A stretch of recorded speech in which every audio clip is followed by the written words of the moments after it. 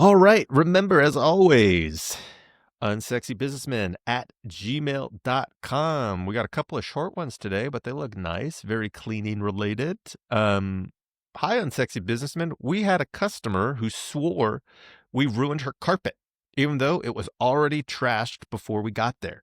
She's now threatening to leave bad reviews unless I refund her. What's the best way to handle a situation like this without tanking our online reputation? Aaron. Yeah, this didn't happen all the time, but it happened, several times.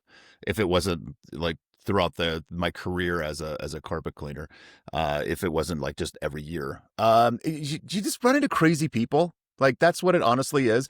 The best way you can do this is to prevent this from happening. Is you always when you first get there, you set up expectations. Dude, we went to this house one time, and when we called them, like, all right, we kind of wanted to know what they wanted the carpet cleaning for, if anything specific.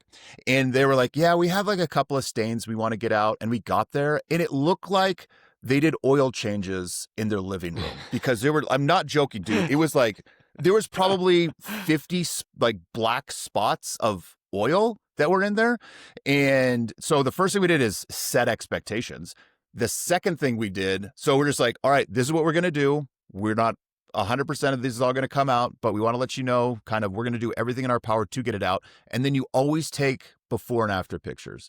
And so we went and did that job, and we did before and after pictures, and we actually got it almost all out. I think there might have been one that didn't come out all the way, but it looked 1,000 times better than it did. And then she called us the next day. She's like, I'm very disappointed with the results. And I was like, do you remember what your carpet looked like before we got there? And she didn't threaten to leave us bad reviews, but it was one of those things where sometimes you just got to bite the bullet. And I was like, fine. Some people just want to take advantage of you. So you have to do the kind of the calculus of, is this $300 job worth a bad review that might lose us, thousands of dollars in revenue in the future because someone saw a bad review.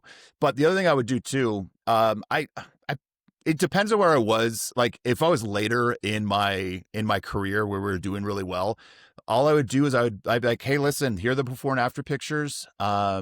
We took out a ton of stains. I can give you a partial refund if that's what you want. And if she still wants to go leave a bad review, you can respond to that bad review. And then you just say very nicely, you say exactly what happened, the amount of stains that you got out. I can't remember. Can you leave in a response? Can you leave pictures like to a review? I don't know if you can, because I would leave a response of here's the before and here's the after picture. I don't know what you were expecting. We did give you a partial refund because there was one stain we weren't able to get out, and then you let all the normal people that read that review make the judgment on that. Yeah, I don't know if this is like necessarily a charge it to the game, but like what Aaron said there, you just have to make the cost analysis where it's just like, do I let go of the money? I'd say most importantly is make sure that you have that person's number saved, and if they ever call you again, you never work with them again. Yeah, I would actually do that. I had so many phone numbers that just said like crazy oil lady, crazy oil stains lady. Don't answer. Yeah, you gotta have to do that. Okay, question number 2.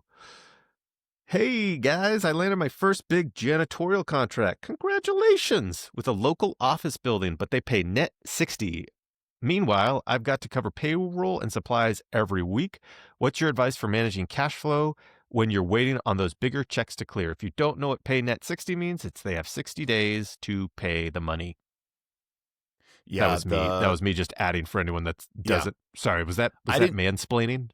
No, because when it's so funny. The first time I had a client, they're like, yeah, and then we do net 30. I was like 30%? Like net, what's a net 30 mean? I think I had to Google it. I was like, I don't know what that means. Like, okay. So yeah, the first thing I would do is to prevent this from happening, I've actually never seen a net 60. That's insane. Like net 30 is pretty typical.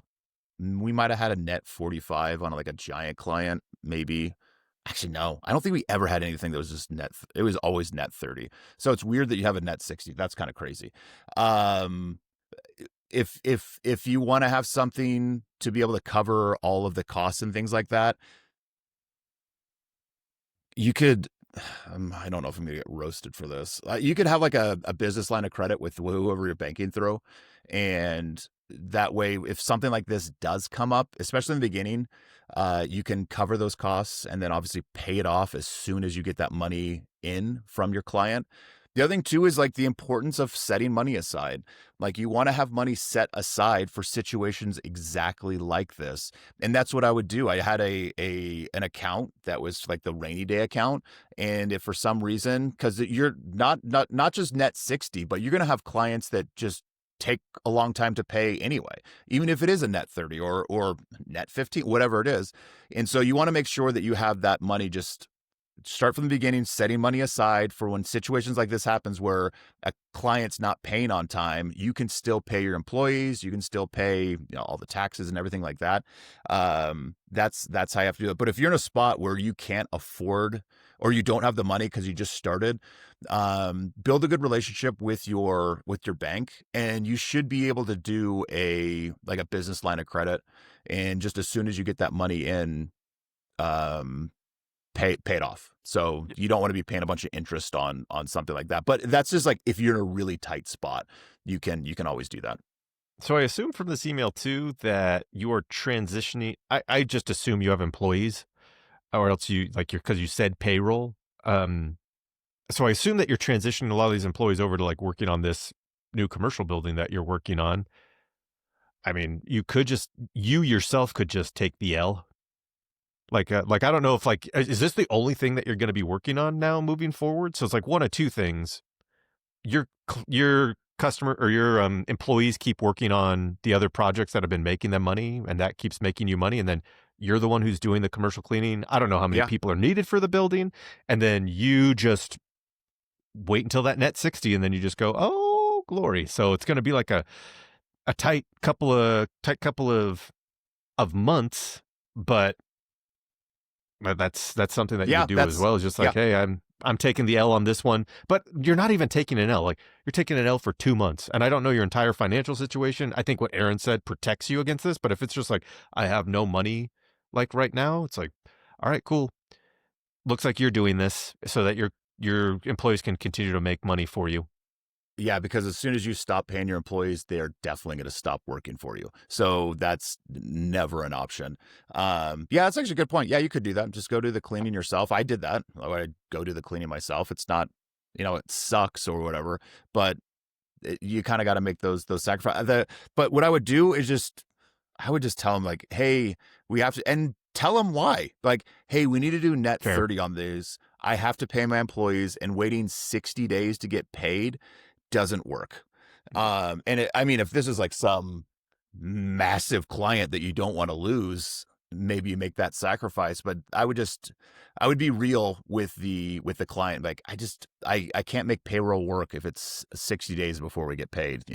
Can we move this to a 30-day, a net 30, and see what they say? Yeah. And I imagine too, there also has to be like some sort of compromise where like eventually once we have the cash flow going into the bank account, yes, we can go to the net 60. But for right now, like I need at least half of this within To 30 cover days. payroll. Half of, yeah, just Yeah. like just whatever Yeah. that number is to cover payroll, and just be like, and then once we've been doing this for a while, like we can start going to that Yeah. net 60 because I Sure. now have like that Sure. buffer.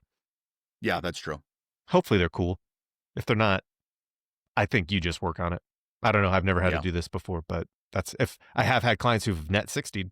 So Oh, have you? That was super rare. I don't remember of ever having a net 60. they were So not even rare. Like, it just was a didn't happen. multi-billion-dollar company, not to like give away Oh, who the company was, but it was like, yep, Google. it's just like net Gotcha. 60. So you're just like, okay, sounds good. Like, and we had like other clients, and so it wasn't like we were strapped for cash. Like we were able to make payroll Sure. with all of our other clients, and it was just like, oh, cool. Every 60, like after that first check came in, it's like, all right, who cares? Yes. Yeah, that's true. It's like, Yeah, I guess we're that's good true. now. If it's a massive company, you kind of got to make those sacrifices because you don't want to lose out on that revenue. But yeah, net 60 is kind of crazy. Maybe it is a massive company. I'd be curious to know. Maybe follow up. I would be curious to know who's doing a net 60 is kind of is insane. That's That it crazy. like, I would say that was one very, very rare. Like, that's the only client I ever had that did, and most everyone was net 30. It's Yeah. like, "We have 30 days to pay this off." Just like, "Okay, Yep. sounds good." All right. Well, thanks everyone for joining us today. Have a wonderful rest of the week. Oh, and don't, before I forget, unsexybusinessmen@gmail.com, or leave comments on YouTube so that we can answer them for you here. And we will give you a chat next week. Have a good one, everybody.